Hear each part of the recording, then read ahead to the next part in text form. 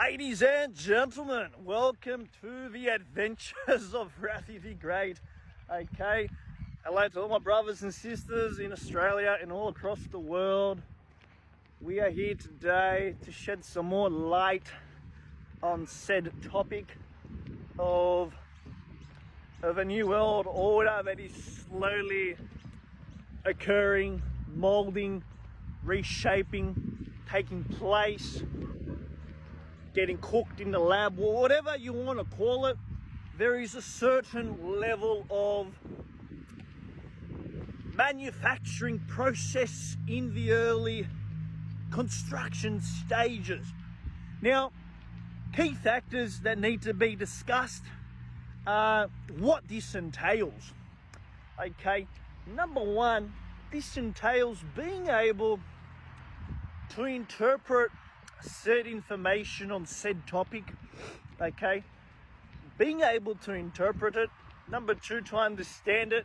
Number three, being able to regurgitate it, speak it in a way that is understandable to students, to people, to the wider collective of society. Okay, we all need to become teachers, rightfully speaking, in our own way. Now, the importance of this is the importance being, yes, university degrees are impactful and resourceful to a certain extent, but with the development of technology and AI, okay, the actual value of a degree is becoming less obsolete.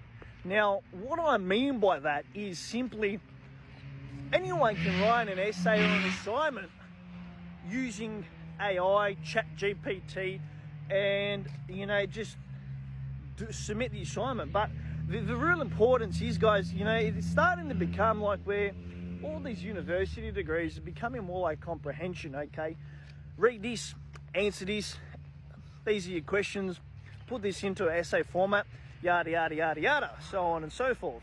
Now, the real importance is actually being able to understand the content and being able to reciprocate that to others.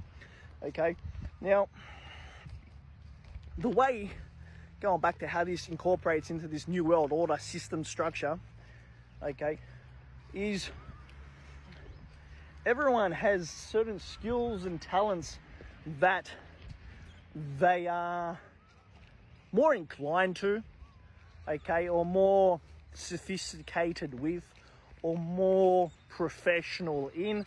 Okay, in the sense, let's just paint a picture here that, okay, you have doctors, you have academics, professors, like these titles that we associate to people in said collective in society, which is very important.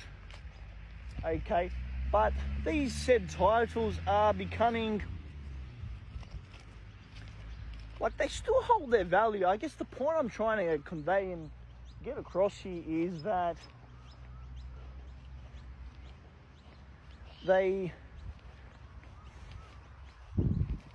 one needs to understand that these titles do hold value. Okay, there is an importance in the collective, but the point is, eventually people will be using their acquired skills and talents in exchange for time, food, boarding, housing, accommodation, whatever it might be. Okay, like the best way to describe it would be, you go down to the village market any day throughout the week, let's just pick a day, Wednesday, and I have 5 potatoes, I exchange 5 potatoes for 12 eggs, I don't know.